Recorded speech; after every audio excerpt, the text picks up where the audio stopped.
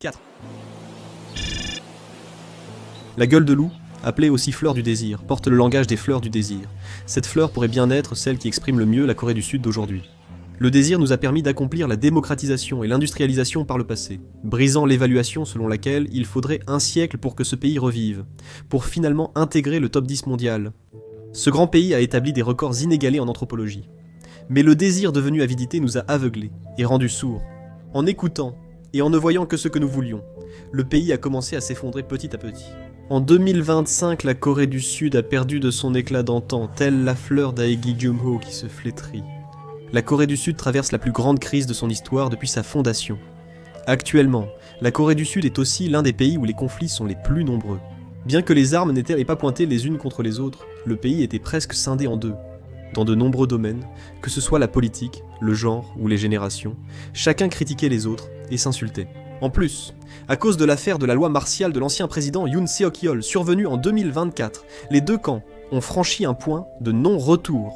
Ainsi, le pays n'a jamais recouvré sa gloire passée et continuait de décliner. Il était continuellement aspiré vers une obscurité profonde et sans fin.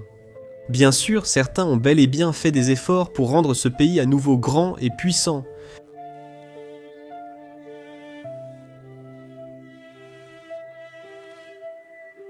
Mais leur seule volonté ne suffisait pas à empêcher la chute du pays. Et il n'y avait pas que des divisions internes non plus.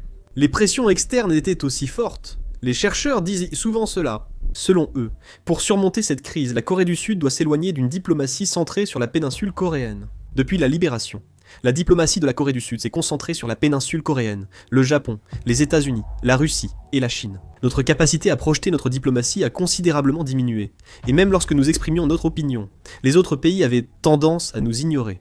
Lors de la fête nationale de la République de Corée, seule une dizaine de pays ont envoyé des messages de félicitations. Nous étions enfermés dans le petit monde qu'est la péninsule coréenne.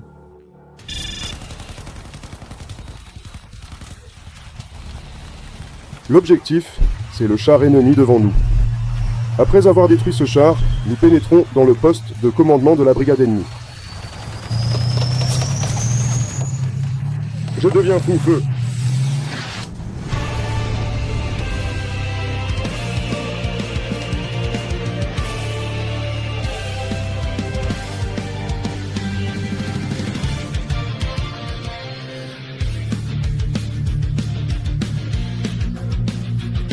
Il est temps de riposter, nous avons le cœur en feu.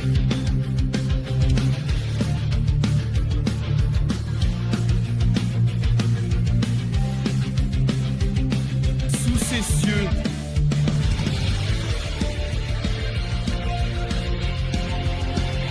on se retrouve dans la prochaine vidéo.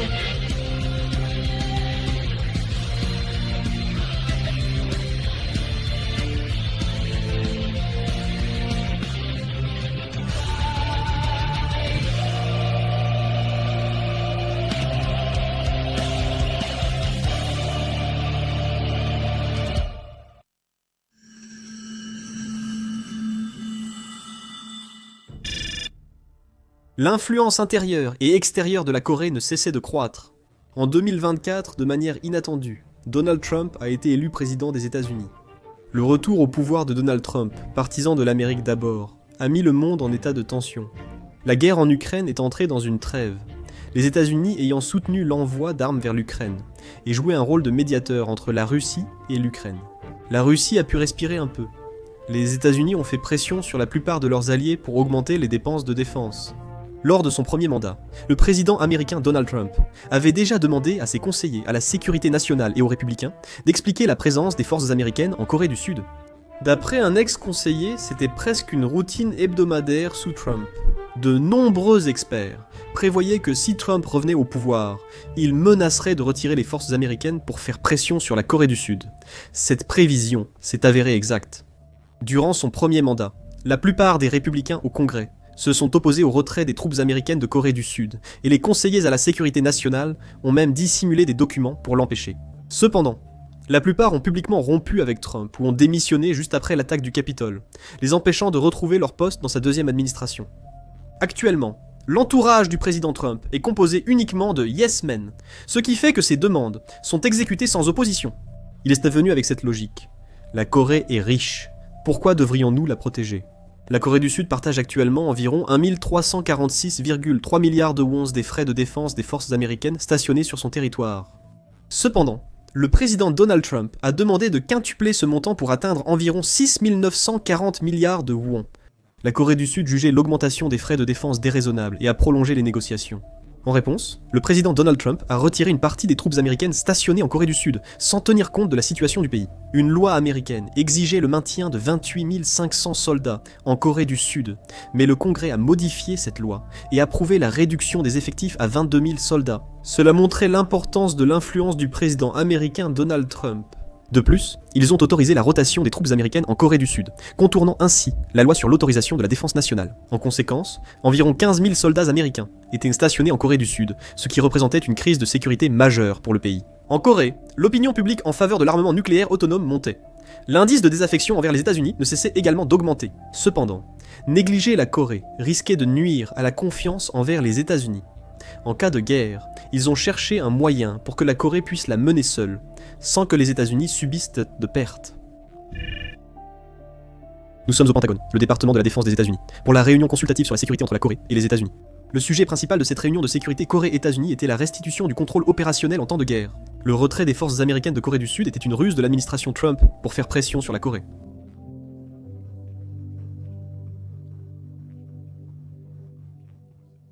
Sous réserve d'une posture de défense combinée bien maintenue. Dans ce cas, le soutien militaire efficace entre la Corée et les États-Unis en temps de guerre Sera impossible. Monsieur ? Monsieur le secrétaire, votre réaction est excessive.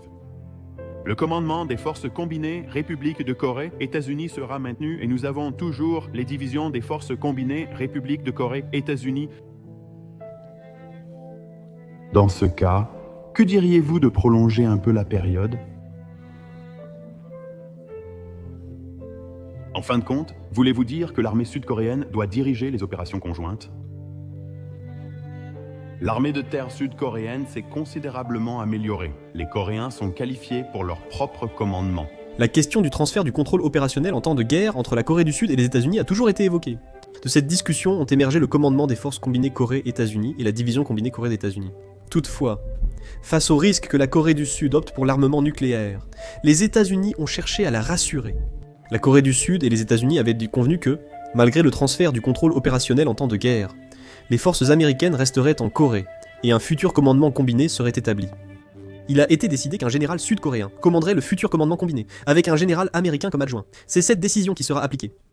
Le contrôle opérationnel en temps de guerre et le pouvoir de diriger les opérations des forces sud-coréennes, américaines et des troupes de renfort en cas d'urgence. Actuellement, c'est le commandant du commandement combiné Corée-États-Unis qui détient ce contrôle, signifiant que les États-Unis contrôlent l'ensemble de ces forces. Les États-Unis ont fait pression sur la Corée du Sud pour créer le futur commandement combiné, ne lui laissant pas d'autre choix que d'accepter. Sinon, il semblait que les forces américaines stationnées en Corée se retireraient, provoquant l'effondrement de l'économie sud-coréenne sous la pression des États-Unis. Malgré la proximité avec la Corée du Nord, les États-Unis estiment que le futur commandement combiné de la Corée du Sud sera capable de réagir efficacement en cas de guerre. La Corée du Sud a obtenu la promesse que les 22 000 soldats américains stationnés en Corée resteraient, mais l'inquiétude persiste malgré l'engagement de ne plus procéder à des retraits supplémentaires. La Corée du Sud devait maintenant affronter seule les provocations de la Corée du Nord, sans garantie de la promesse. C'était la peur de l'autonomie. Heureusement, les troupes américaines étaient toujours présentes en Corée, et nous pouvions encore partager leurs ressources de renseignement, ce qui était un réconfort dans cette situation difficile. La Corée a continuellement demandé une ligne directe avec les États-Unis. C'était parce qu'en cas de problème, elle voulait recevoir immédiatement l'aide américaine. Le président Yoon Seok-yeol a déclenché l'état d'urgence, puis a été destitué. Toutefois, durant la destitution, les forces politiques polarisées sont devenues encore plus extrêmes, allant jusqu'à s'invectiver. De plus, le long processus de destitution a ruiné l'économie, la diplomatie et la politique du pays. Dans cette situation, Lee Myung-hwan a été élu président. Mais même un an après son élection, son leadership était encore remis en question. La France est divisée, avec un gouvernement sourd aux citoyens et des conflits constants entre la majorité et l'opposition. Jusqu'à récemment, ceux qui s'intéressaient à la politique se sont lassés des conflits persistants et ont cessé de s'y intéresser. Après la destitution de Yoon Seok-yeol, le nouveau président Lee Myung-hwan a suscité de grandes attentes, mais il n'a pas été à la hauteur jusqu'à présent, avec un faible taux de soutien d'environ 30%. Ainsi, l'opinion nationale est restée divisée, empêchant le gouvernement d'appliquer les politiques souhaitées. Dans une démocratie, la pérennité d'une politique dépend souvent de la volonté populaire lors de son application. Cependant, le manque de soutien populaire envers le président Lee Myung-hwan entravait la bonne mise en œuvre de ses politiques. De plus, les débats sur sa destitution étaient récurrents. De plus, la Corée du Sud a commencé à projeter une image de faiblesse diplomatique. Il a autorisé un retrait partiel des troupes américaines de Corée, a adopté une diplomatie influencée par le Japon, et des politiques hâtives envers la Chine ont nui à l'industrie nationale. Il a mené une diplomatie ratée avec la Russie, en concluant un traité militaire de facto avec la Corée du Nord. Cela a donné l'impression aux pays voisins que la Corée du Sud était un pays facile à gérer. Le président Lee Myung-hwan a échoué à gérer efficacement les crises internes et externes, tandis que l'économie de la République de Corée déclinait progressivement. L'augmentation des droits de douane est la politique phare du président Donald Trump. Le président Donald Trump a imposé une taxe douanière de 10% sur toutes les importations, comme il l'avait promis. C'était une politique qui pesait sur les exportations de voitures finies, qui se portaient bien sur le marché américain à l'époque.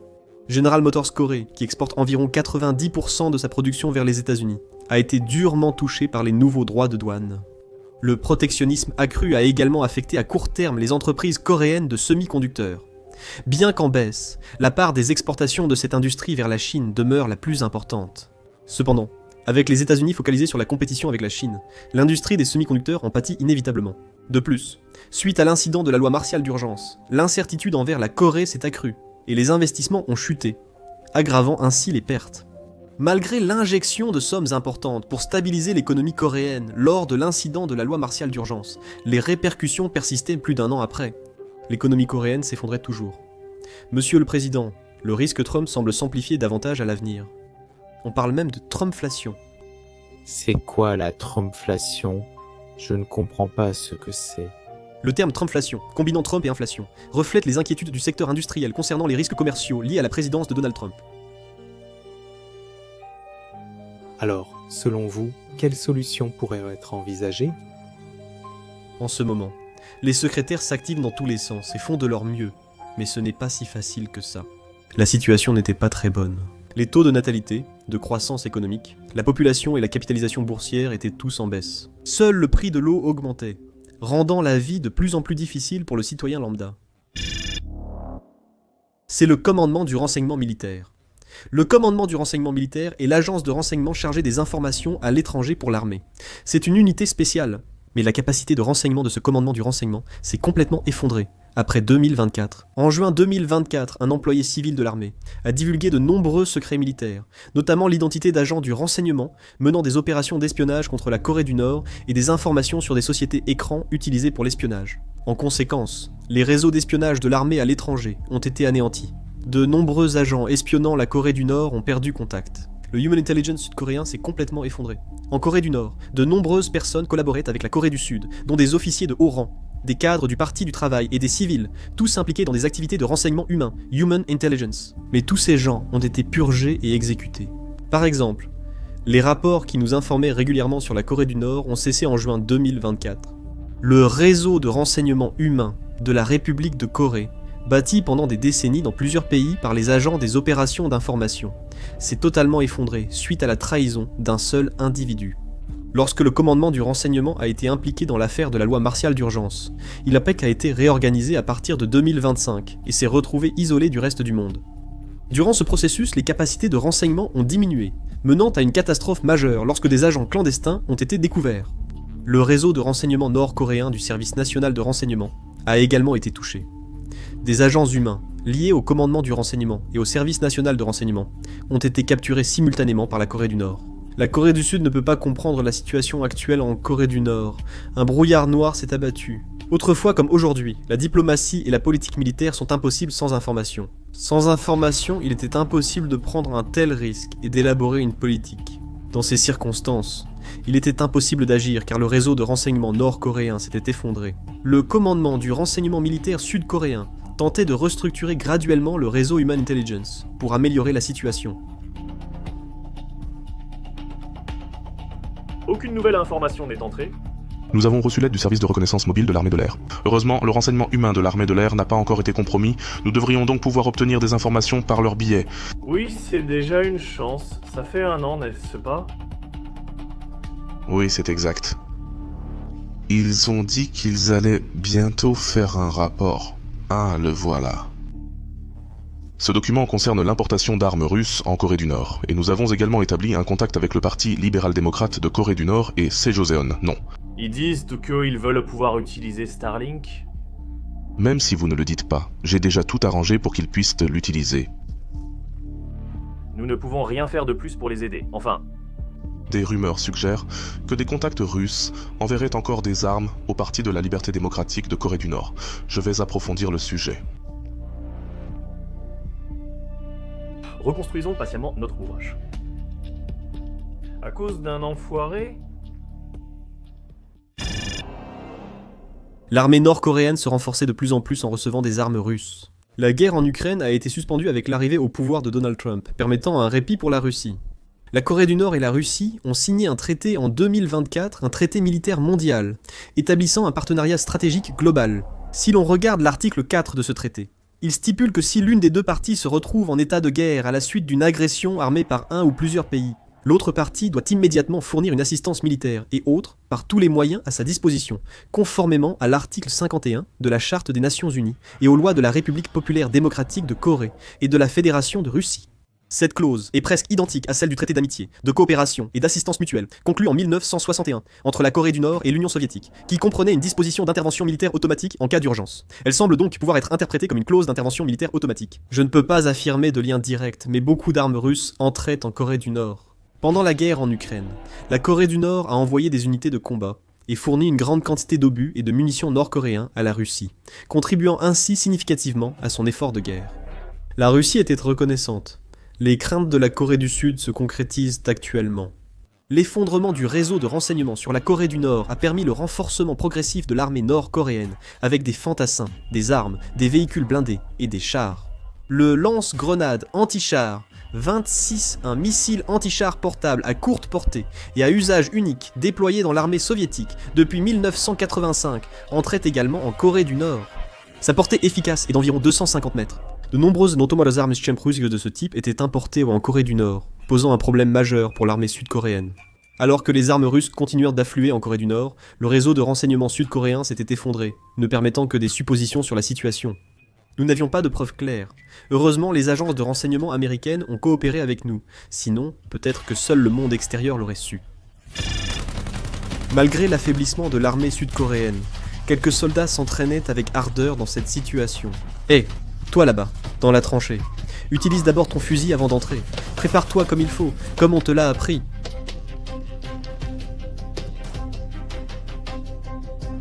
KCTC, c'est ça. De nombreux exercices de combat réalistes étaient menés chaque année, permettant d'acquérir une expérience de terrain adaptée. Seuls les États-Unis et Israël ont des centres d'entraînement scientifique de ce niveau ou supérieur. Maintenant, la plupart des soldats de première ligne peuvent participer au moins une fois à l'entraînement KCTC durant leur service. La réputation de l'unité du Scorpion est bien connue de tous les soldats sud-coréens. Ils ont accompli des prouesses incroyables, comme sauter d'une falaise pour détruire une garnison, ou un seul homme abattant 40 ennemis. Les connaissances de base du combat ne viennent pas de la tête, mais sont profondément ancrées dans le corps, ce qui explique la différence de puissance. Néanmoins, l'armée coréenne était en mauvaise posture. De nos jours, le traitement et le statut des soldats se sont considérablement dégradés, si bien que personne ne souhaite s'engager dans l'armée.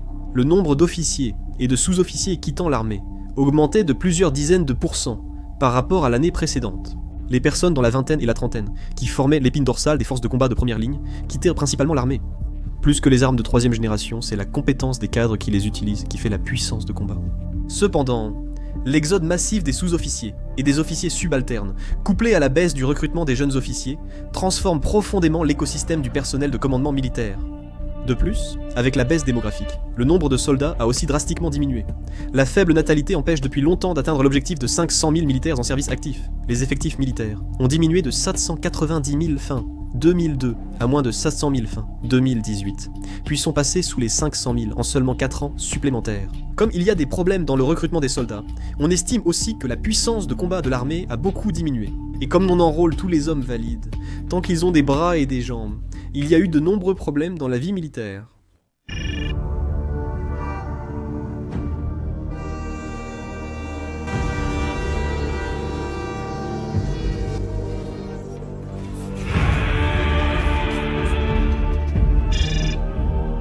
Kim Jong-un souffre constamment de maladies chroniques, comme s'il vivait dans un hôpital.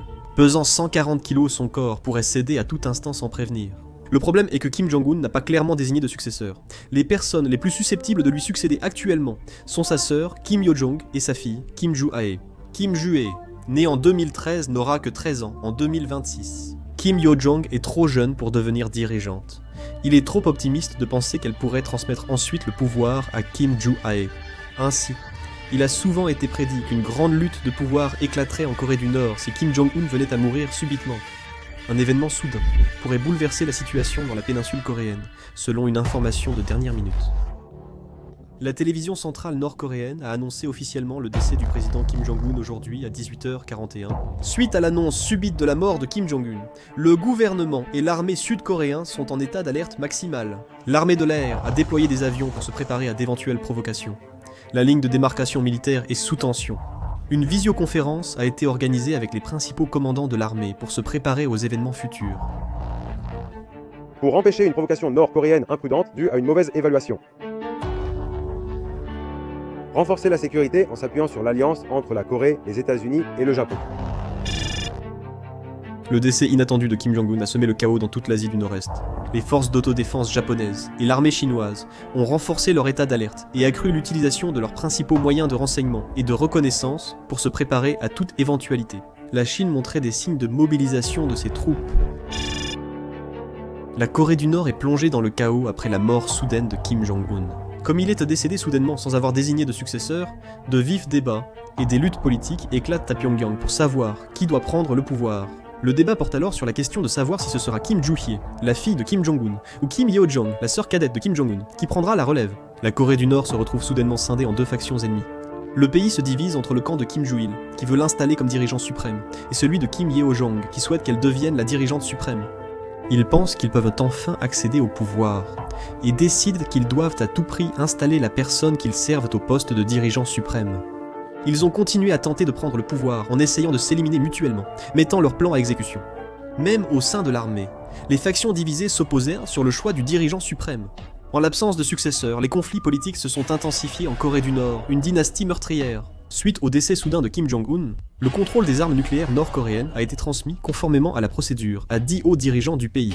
Comme ces 10 hauts responsables nord-coréens avaient tous des opinions différentes, il arrivait que les armes nucléaires du pays soient temporairement neutralisées, jusqu'à ce qu'un nouveau dirigeant suprême soit désigné. Kim Yo-jong s'est rendu d'urgence de Pyongyang à la capitale dans cette situation.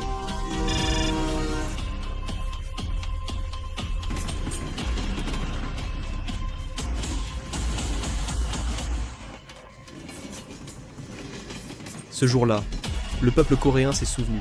Le plus grand événement qui allait transformer la péninsule coréenne était imminent. L'humiliation d'être enfermé dans une cage, le destin de 70 millions de personnes.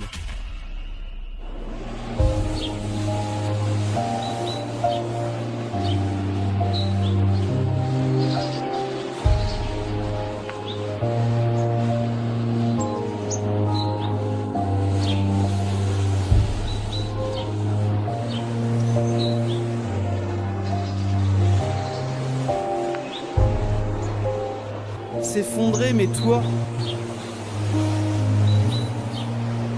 Elle